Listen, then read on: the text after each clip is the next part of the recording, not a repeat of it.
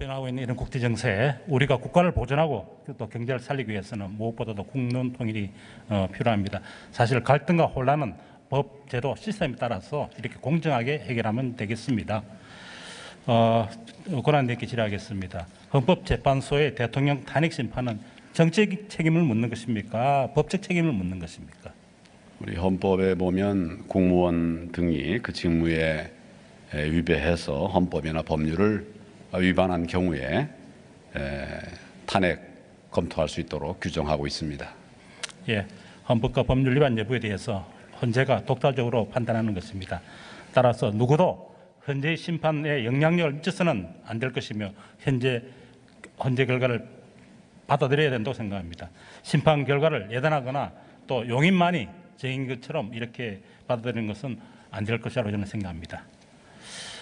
그런데 어저께 그 조선일보에 우리 그 원로 법조인께서 내신 광고 보셨죠? 탄핵 심판 관련해서요. 어떻게 생각을 하십니까?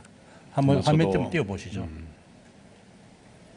네, 저도 그 광고를 보았습니다. 여러 가지 의견이 있겠지만은 저로서는 여기에서 제 의견을 말씀드리는 것은 적절하지가 않다 하는 점을 양해해 주시기 바랍니다. 예, 원로 법조인께서 저렇게 광고를 냈다는 자체는 또 탄핵 심판 소추 사유를 보는 시각들이 또 다양한 시각들이 있다는 그런 의미가 되겠습니다. 이런 의견이 있음에도 불구하고 또 야당 지도자가 탄핵을 기각하면 혁명이라고 이렇게 선동하거나 야당이 날짜를 정해 탄핵 인용을 조기에 결정하라고 이렇게 압력을 가하는 것, 또 촛불 시위를 부추기는 것은 선동 정치이자 바로 헌정 질서에 저는 문란행위라고 저는 보고 있습니다. 특별검사의 1차 수사기간이 6월 말까지입니다. 특검에서 30일 수사기간 연장을 신청하면 받아들이겠습니까? 입장을 말씀해 주십시오. 의원님 잘 아시는 것처럼 특검의 수사기간이 아직 20여일 정도 남아 있습니다. 상당한 기간입니다. 지금 단계에서 연장을 검토할 그런 상황은 아니라고 판단됩니다. 네, 저는 설사 특검이 수사기간 연장을 신청한다 하더라도 받아들여서는 안 된다고 생각합니다. 그 이유는 특검의 수사기간 연장은 오로지 탄핵이 인용될 때 파면된 대통령이 여성 피의자로서 수갑을 찬 모습을 국민들에게 꼭 보여주겠다는 그런 의도 외에는 저는 설명이 되질 않습니다. 이는 우리 헌정사에 정말 돌이킬 수 없는 비극이 될 것이며 또 우리 국민들 가슴에 회한의 큰 상처를 남길 거라고 저는 생각을 하고 있습니다. 수사기간 연장 정말 하지 마십시오. 사드 배치 어떻게 하시겠습니까? 정말 저는 중국의 협박이나 어떤 보복에 굴복해서 나약한 모습을 보이는 순간 대한민국은 자주 독립국이 아니라고 저는 생각합니다. 어떻게 하시겠습니까? 제가 국회에서도 여러 번 말씀을 드렸습니다마는 이 사드 배치 문제는 북한의 초단기간 내에 급증하는 핵 위협에 대응하기 위한 이런 위협으로부터 우리 국민과 국가의 안위를 지키기 위한 불가피한 자위적 조치입니다. 우리 국민의 생명과 안전, 국가의 존립을 지키기 위해서는 지금 단계에서 사드 배치를 통해서 북핵 위협에 적극적으로 대처할 필요가 있다고 저희는 판단합니다. 또 그래서 한미 간에 지금 협의를 하고 있는데 그 협의 내용대로 가급적 조속한 시간 안에 배치해야 된다고 하는 것이 저희들의 판단입니다. 그 롯데그룹 이사에서 부주교환 빨리 이렇게 의결하라고 좀 독촉을 하십시오. 이거야말로 국익을 위한 것이지 않습니까? 국가가 있고 나서 기업이 있는 거 아니겠습니까? 가벼운 질문 하나 드리겠습니다. 지금 권한대행 지지율이 참 급상승하고 있습니다.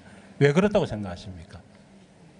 답변하기가 조금 예, 저는 지금 우리 국정을 안정화시키기 위해서 모든 역량을 다 모으고 있습니다.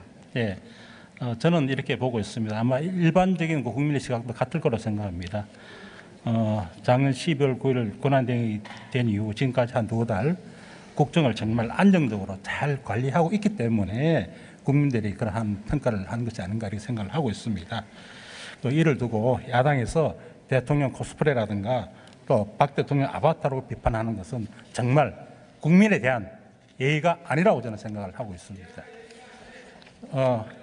야당은 또 사드 배치를 다음 정권에 넘겨라, 성과연봉제, 노동개혁 다음 정권에 넘겨라, 특별수사기관 연장해라, 청와대 압수수색 협조하라 이렇게 요구를 합니다. 야당은 권한대행 임무를 마치 야당의 꼭두각시 역할에 한정하는 것 같은데 이거 동의 못하시죠? 할 일은 해야 되지 않습니까? 지금은 나라 일을 맡은 입장에서 국정에 공백이 없도록 최선을 다하고 국민들의 민생을 챙기는 일 시급하다고 생각합니다. 한시라도 뒤로 미룰 수 없기 때문에 최선을 다하고 있는데 뭐 제가 많이 부족한 점을 보여서 그렇겠습니다만은 뭐 대통령 코스프레니 하는 이런 말씀은 정말 유감스럽고 안타까운 말씀입니다. 네. 지금 권한대행을 두고 지금 대권 출마 여부를 빨리 밝히라고 이렇게 요구를 하고 있습니다. 그런데 저는 야당이 처음 주장한 대로 책임 총리제로 갔거나 또 김병준 총리 후보자 인준을 거부하지 않았다면은 권한대행께서 이러한 독촉을 받을 이유가 없다고 생각하는데 어떻게 생각하십니까? 네, 저는 제게 주어진 상황에서 제게 주어진 책무를 다하기 위해서 있는 능력 최대한 다해서 국민들을 위해 국가를 위해서 마지막까지 최선을 다하겠습니다. 네. 저는 그 야당이 권한대행의 출마 여부를 사실 물을 자격이 없다고 생각을 합니다. 예. 권한대행께서는 야당의 정치 공세가 아무리 거세더라도 흔들리지 말고 강력한 리더십을 발휘해서 내각을 장악하시고 국정을 안정적으로 운영해 주시기를 주문드리겠습니다. 그 태극기 집회 참가자들에 대해서 좀 어떻게 보십니까? 이분들도 우리 국민입니다. 예. 이분들의 목소리도 귀담아 들어야 된다고 생각하는데 어떻게 생각하십니까? 예, 물론입니다. 정부에서는 모든 국민들의 목소리에 귀 기울이고 경청하기 위해서 노력을 하고 있습니다. 그쪽의 이야기들도 저희들이 충분히 수렴하고 있습니다. 예. 우리 사회는 뭐 제왕적 대통령, 제왕적 언어, 귀족 노조, 무소 불위의 검찰 등 통제받지 않는 권력들이 너무 많습니다. 대대적인 개혁이 필요하죠. 네, 여러 문제들과 적폐들에 대해서 좀 개혁을 위한 그런 노력들이 필요한 시점이라고 생각합니다. 네. 권한대행께 묻겠습니다. 개혁의 우선순위가 있습니까? 재벌개혁은 급하고 개헌이나 노동개혁은 천천히 해도 됩니까? 국민을 위한 정책들은 급하고 먼저 해야 될 것들이 없습니다. 저희들이 역량이 되는 한 모든 것들이 함께 병행해서 국민들의 삶의 질을 바꾸고 또 우리 경제를 살리기 위해서 노력을 해야 한다고 생각하고 저희는 그렇게 국무회의에 임하고 있습니다. 예. 지금 특히 개헌과 관련해서는 또 분권형 권력 구조가 꼭 필요하다 했고 이미 국민적 공감대 형성되어 있고 또 그동안에 여러 가지 시한도 마련되어 있습니다. 선택의 문제라고 저는 생각을 하고 있습니다. 국회 개헌특위가 구성되어서 개헌안 마련에 속도를 내고 있습니다. 각 정당들이 개헌의 진정성만 있으면은 개정헌법에 따라서 대통령 선거까지도 충분히 치를 수 있다고 생각합니다. 동의하십니까? 예, 뭐 충분하고 신속한 그런 판단이 필요하다고 생각하고 저희들은 뜻만 있으면 또 국민들의 힘만 모아지면 아주 오랜 기간이 필요하지 않다 이런 생각을 합니다.